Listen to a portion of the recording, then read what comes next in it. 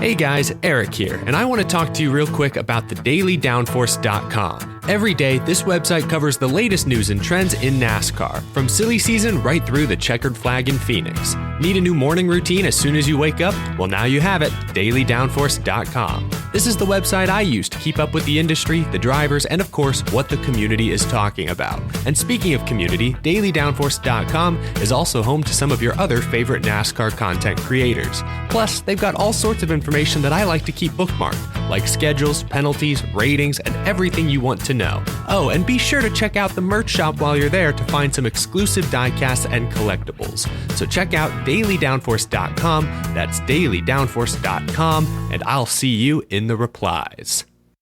Eric Estep here. One of my favorite parts of being a NASCAR fan is collecting diecasts. It's how I got my start on YouTube, actually. To me, a room is not complete until it features shelves of NASCAR diecast cars. It's as good a time as ever to continue your collection or begin an all-new one by pre-ordering your favorite driver's 2022 next-gen diecast at lionelracing.com or at any authorized Lionel retailer.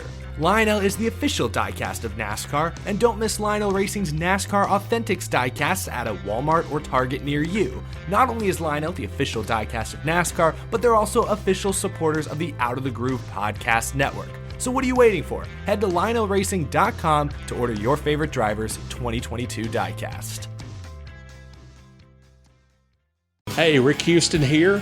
John Candy and Steve Martin and their planes, trains, and automobiles don't have anything on the North Carolina Transportation Museum in Spencer. I talked to Marcus Neubacher recently from the North Carolina Transportation Museum's Foundation about the facility's incredible collection.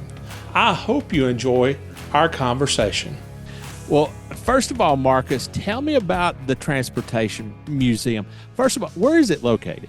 So we're in Spencer, North Carolina, which is just outside of Salisbury, about halfway between Charlotte and Greensboro, right along I-80. Okay, all right. Now, how long has it been in existence, and kind of what was the impetus behind it getting started? So the museum itself was chartered in 1977. It was, at that time, the property was turned over to the state of North Carolina by the Southern Railway, who had owned the property and used it as a major locomotive repair facility since 1896. Oh, wow. Okay. So the growth has been, in museum sense, has been since the late 70s, and really got things started kind of early in the 80s as things started to develop here. Now, I love your background with the vintage. I guess those are state trooper cars. Yes, that's a 1935 Highway Patrol car right there beside me, or behind me, and then the 1978 beside it. The 35 is actually the model that replaced horses by the State Highway Patrol. So literally, it was among the first of the State Highway Patrol vehicles. Well, after the last couple of days, I seeing the state trooper cars make me a little nervous. I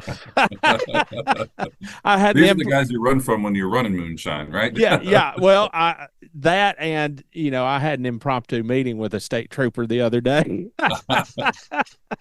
I'm sure it was friendly, right? Oh yeah, it was great. He even gave me an autograph to remember the occasion by. Yeah. Cost you a little bit for that autograph, I'm sure. Yeah, yes, it did. Or it will. In all seriousness, why transportation, and why the need for a museum? How important is it to the history of North Carolina?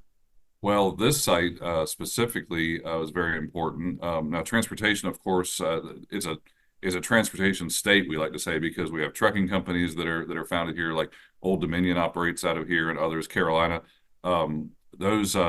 Those trucking companies are very important, and then also, of course, the railroads crisscross the state, making their way from East Coast to West Coast, and from the north to the south, and so forth. This particular site was very important in history because it was selected by the Southern Railway to be its major locomotive repair facility, being that it was halfway between Washington, D.C. and Atlanta, Georgia, which were the two endpoints of the major rail line that went through here. And that's not East Coast, but an eastern route that's very important even today. and moving goods, and people across the country, or in the case of goods, through the world. Um, but being where it's located, it was on a very high density area, even back in the late 1800s, high density traffic area where it made the most sense. Plus, being centrally located on their system around that line made it possible for them to bring locomotives in after a, say, 300 and some mile run from Atlanta, bring them in, major work on them that had to be done, whether it was minor or major, and then go back out and complete the run, to to Washington. So very important in being a central location. And transportation has just grown up. I mean, Salisbury, Spencer wasn't even in existence before this facility was built. In fact, it was named for the first president of Southern Railway, Samuel Spencer. Before that, it was just part of Salisbury, and it was a field. So very important transportation. Just North Carolina, as we know, we have an interstate system and everything that very busy, hauls a lot of traffic, whether it's people or goods. And we just always wanted to focus on that and highlight the importance of that through commerce. Approximately how many vehicles do you have on display? Ooh, I don't know that I can answer that honestly. We have a lot of course, we have a lot of rail cars and locomotives because this is primarily was and always has been a rail facility, but we don't focus just on rail. So we have a large collection of automobiles, we have trucks, so we have a few airplanes, including a DC-3. The number of automobiles or vehicles, I mean, I would say, probably less than 100, but we have a good number of vehicles throughout the site in different locations. When I first contacted you, you said that you were not an expert in any way about moonshine. The location wasn't necessarily moonshine related to moonshine, but if you understand the history of moonshining and bootlegging, you also understand how important the automobile is to that, for lack of a better term, that industry. Can you speak to that about how important the automobile was to bootlegging? Well, we have in our collection, we have one car that rumored to have been involved, but we can't really prove that to a real degree. But the obviously fast cars were important to get the goods transported. So automobile history is, without those automobiles, without a way to get the product to where it was going, there wouldn't have been, moonshine running and that, if you want to call it industry, or that area. So yeah, the automobile continues, even to this day, to be very important to everything that we do. Well, here's what you do to verify the history of that car. Jack it up, jack the rear of the car up, and if the springs are regular springs, that means that the car most likely was not a Holland car, a bootlegging car, or else they probably weren't very good at it, or they got caught. If the springs are modified, if there's heavy duty springs and additional springs and whatever, then yeah, the chances are it was more than likely used for that purpose. We'll have to have that checked out, so that might help us out a little bit. So. Well, as I've always said, even if you find out that it wasn't, never let the facts get in the way of a good story. Right, right. Well, so go ahead and say it was a moonshine. Right. Well, we try to be a museum and accurate, but so we can't really claim that without knowing it for sure. But rumor has it rumor has it. Okay, right. All right. One last question. I would assume that to be involved in the transportation museum there, you have to be a car guy or something pretty close to it. Mm-hmm. Are you a car guy? And how did that come about personally? So I am not a car guy necessarily, but I will say that I'm a train guy. Okay. My dad was a plane guy. My uncle was a truck guy, is a truck guy, and my other uncle is a car collector. So I think what is important to know about here is that whether you're a car guy or a train or any of those, they all tie together. There are so many people that come out here for events, and they might like one thing, but they're really fascinated by something else. Right. And we do have volunteers here that take care of the equipment. And of course, we have several auto shows a year. So be sure if, I'm not sure when this will air, but if people are interested in that in August, we have a Ford show, a GM show, a Mopar show. And then in September, there's Antique Automobile, Club of America show that's going on here as well. So there is a lot of car focus here, and so see a lot of neat things, whether it's our own things or things that people bring in for these various shows. That brings to mind another question. Approximately, you aren't quite, you couldn't quite put a finger on how many vehicles you had there, but what is the range of vehicles? How many types of different vehicles do you have? We have early 1900s cars we have an early electric vehicle. We have a Ford Model R, which preceded the Model T. Everything from that into I think even the 70s and maybe the early 80s, we might have some cars that are on display or in the collection here. All right. Well, how many different types? I mean, I see a tractor trailer behind you, I think. Mhm. Since it was a locomotive repair depot, I would assume that you've got locomotive related items there. Yes. How many different types of vehicles do you have? Oh, types of vehicles. So yeah, just a wide range from operating diesel locomotives to operating and non-operating vehicles, whether it's trucks or passenger cars, regular private cars. We have all of that. We also have a DC-3 airplane on display that's being restored. It's in a restoration phase right now, as well as a couple of smaller airplanes. So it's a big variety. It goes everything from even buggies and wagons we have here. So no matter I guess what the type of inland transportation it was, we probably have a representation of it. We're not big on boats here because that's more maritime and all that. We do have some dugout canoes and some smaller boats, but primarily it's the things with wheels or wings that we have here on site. But just a lot of variety. So it's everything from a steam locomotive built in 1903 to diesel locomotives built in the 60s, and then for the autos too, it would be kind of probably about the same range, 60s and 70s maybe being the high end of that. How how big is the facility? It sounds like it's got to be huge to have that many different uh, pieces.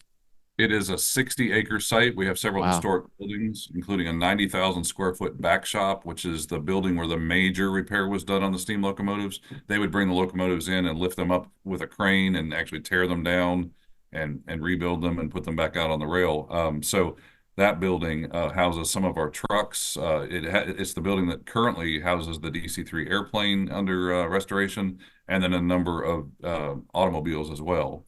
Another building, which is the old flue shop, where they maintain the tubes that carried the steam through the steam locomotive boiler. That's what we call our bumper to bumper exhibit, and we have that full of cars at this point. And then the roundhouse, which is another very large building, 37 stall building, still it's the largest one still standing in North America. It was another railroad structure, still used today for repairs of our equipment that is used for our operating trains, but also displays as well. So it's railroad displays primarily in there. We also have the Wright Flyer replica, full-size Wright Flyer that's there. And so that occupies pretty much that building. But yeah, there's several buildings here and more to come that are part of what we have here at the museum. All right. So we got the transportation side of the story covered. We got the moonshine part of the story covered. I'm going to bring it back around and talk about motorsports for just a second. In scheduling this interview, we kind of had to work around a couple of different dates. including you said that your nephew races a Legends car at That's right. Charlotte Motor Speedway every That's Tuesday right. night. He does. So he started as a quarter midget driver here in Salisbury. There's the North Carolina Quarter Midget Association has a track here, another tie to motorsports. And once he was old enough to retire out of quarter midgets, now he's started in Legends cars, and he's run 2 weeks so far, 3 weeks, I guess. And on his third race, he actually won the race. So Oh wow. it was pretty cool. So it's pretty neat. Uh, I know that there are different. I think that there are different levels of Legends competition There are. concerning experience. Mhm. Um, what level is he at right now? So he came into what's called, I think it's called the Charger series, which is a beginner series. So there are people, and the thing is that it's varying ages because you can be a beginner and still, I guess, be a bit older. He just turned 18, and so that's what he started in. And once he gets, I think they said that he has to win, or he after he wins 3 races, then he has to move up to the semi-pro level, which is the next level that he would go into.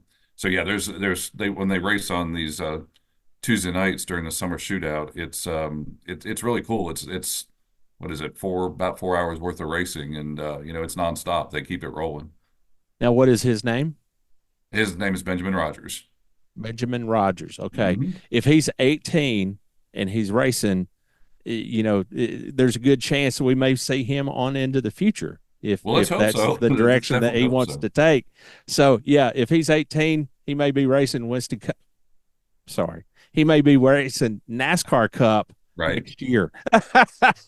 Well, it's interesting. He races out there, and he was practicing out there recently. And you do get the NASCAR drivers that actually run those as well. And so there's an app that they have where they're showing their practice times and all. And you go down through the list, and you see Darrell Wallace on there. So Bubba Wallace being one that Oh, was wow. racing on a particular day, and the same is true about when he was doing the quarter midgets. A lot of the drivers that are active today, their kids are racing quarter midgets, and they got their started in that, and they're starting that. So Rowan County really has a really good tie between the track there at the North Carolina Quarter Midget Association, and then you've probably heard of Millbridge Speedway, which is another Right. place where they race sprint cars and all of those. You see NASCAR drivers out there all the time. So I feel like if you're looking to come to on this trail, if you're checking out different locations on the motorsports trail, realize that Rowan County, where we are, is big in motorsports, and so definitely, hopefully stop by and see what we have to offer here. Even if it's not totally tied to motorsports, we do have cars, we have fast cars, and lots of history. All right. Good deal. Anything else that you'd like to get across? I would just love to have people always visiting. We do a lot of special events here. The museum very much is dependent on visitation, so we definitely want people to come through the door. We're always coming up with new ideas to have new events. We just finished a fire truck festival, which is very popular every year. We do these car shows. We do lots of family events like the Polar Express and Day Out with Thomas, and those kinds of things that we're really well known for. But just know that everybody that comes through the door here at the North Carolina Transportation Museum, we love to have them here, and we welcome them to be here, and we hope you'll come and enjoy us along the way as you're making your way through the state on your travels. Awesome. Good deal. All right, man. Thank All you right. so much. I All appreciate right, your well, time. thank you. All Have right. a great day. Okay. Bye-bye. Bye. If you have been to the North Carolina Transportation Museum, what was your favorite vehicle or exhibit there? If you haven't been, what would you like to see? Let us know in the comments below.